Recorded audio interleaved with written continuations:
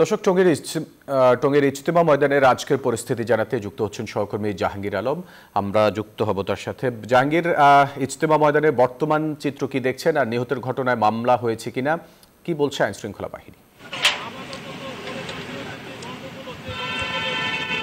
ফয়সাল, আসলে গাজীপুরের টঙ্গীর তুরাগ নদের তীরে যে বিশ্ব ইজতেমার দুই গ্রুপের যে সংঘর্ষ, সেই সংঘর্ষের পর থেকে কিন্তু আইন শৃঙ্খলা বাহিনী যারা রয়েছেন তারা কিন্তু মাঠ তাদের নিয়ন্ত্রণে নিয়েছেন। আমি যদি একটু দেখাই যে ইজতেমার ময়দানে কিন্তু আইন শৃঙ্খলা বাহিনী যারা রয়েছে তারা কিন্তু তৎপর রয়েছে এবং আইন শৃঙ্খলা বাহিনীর দ্বারা কিন্তু পুরো ইজতেমাকে ময়দানকে ঘিরে রাখা হয়েছে এবং র্যাব, সেনাবাহিনী, পুলিশ, বিজিবি সহ সকল ধরনের আইন শৃঙ্খলা বাহিনী কিন্তু এই অবস্থান করছেন ইজতেমাকে ঘিরে এবং সকল ধরনের নিরাপত্তা কিন্তু তারা দিচ্ছেন। আমি যদি একটু দেখাই যে ইজতেমার ময়দানে 144 ধারা জারি করার পর থেকে কিন্তু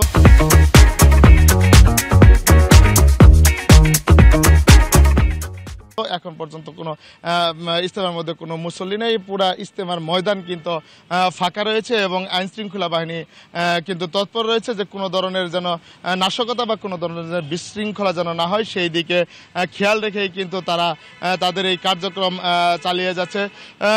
গতকাল দুই পক্ষের সংঘর্ষের পর কিন্তু সরকারিভাবে আমরা জানতে পেরেছি যে গাজীপুর মেট্রোপলিটন কমিশনার পক্ষ থেকে আমরা জানতে পেরেছি যে গাজীপুর যে মাঠ রয়েছে, সেই ইজতেমার মাঠ রয়েছে, সেই মাঠে 144 ধারা জারি করে মাঠ কিন্তু খালি করা রয়েছে এবং আইন শৃঙ্খলা বাহিনীর পক্ষ থেকে উপ police commissioner MN. Nasir Uddin জানিয়েছেন যে পুরো মাঠ এবং ঢাকা ময়মনসিংহ এবং কামারপাড়া রুট সহ সকল রুটে কিন্তু আইন শৃঙ্খলা রক্ষাকারী বাহিনীর নিয়ন্ত্রণে রয়েছে এবং তারা কিন্তু তৎপর রয়েছে এবং তারা বলছেন যতদিন পর্যন্ত এই সমস্যার সমাধান না হবে ততদিন পর্যন্ত কিন্তু 144 ধারা জারি থাকবে এই মাঠে এবং এখন পর্যন্ত কিন্তু ইজতেমার মাঠ ফাঁকা রয়েছে। তো এই ছিল গাজীপুরের। জাহাঙ্গীর, আপনাকে ধন্যবাদ আমাদের সাথে যুক্ত হওয়ার জন্য।